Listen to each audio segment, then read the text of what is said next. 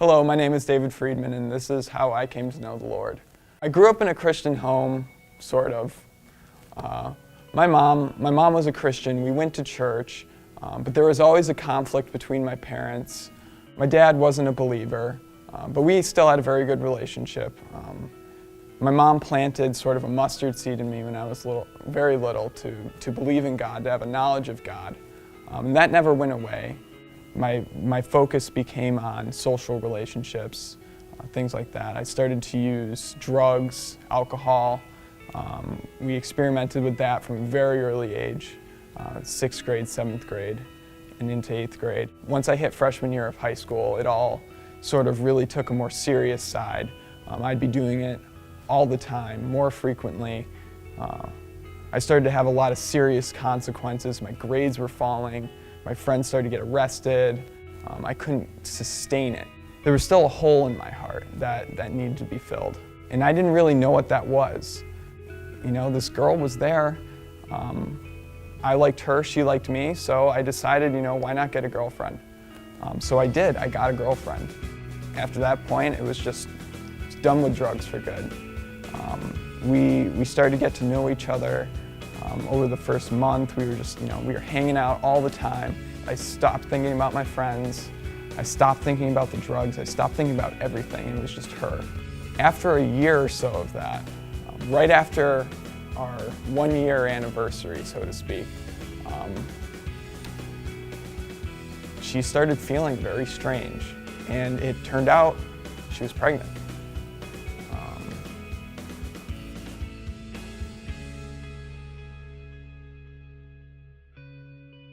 I was going to youth group at this time. I was still involved with the church, though I was very far away. There was something inside me that said that this relationship wasn't right. The youth pastor at the youth group had asked us to pray this prayer of brokenness.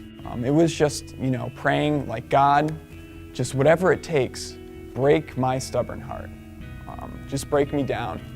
Because if you're real, and I knew it, if God was real and my eternal life, hinges on the fact that I need to, accept God and stop living a certain way, that, whatever it takes, Lord, make me see that. So I just prayed this prayer of brokenness, and I really did pray it with all my heart because I wanted to know.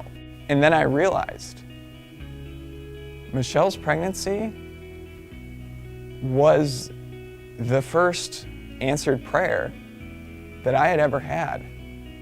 I was broken. I was broken. The minute I found out, I was broken. My life had become centered around this relationship, centered around school, around achievement, around all these other things, and suddenly I was a dad. And I didn't know what to do. And I went into my house. I remember seeing my mom and just asking her if I could, just talk with her. And I couldn't even get the words out. I just broke down. I fell on my knees and I told her everything that happened. And I remember her just, putting her hand on my head and, being a little shocked.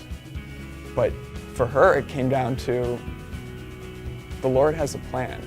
I realized that truly I had nothing else. The way I was living life, it wasn't going to work. It hadn't worked.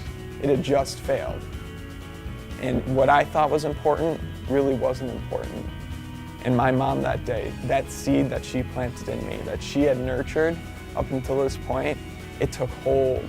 And that's when I accepted Christ, right there with my mom. Because there was just nothing. I couldn't see any other way of moving forward. The immediate consequences of that, bringing Christ in my life.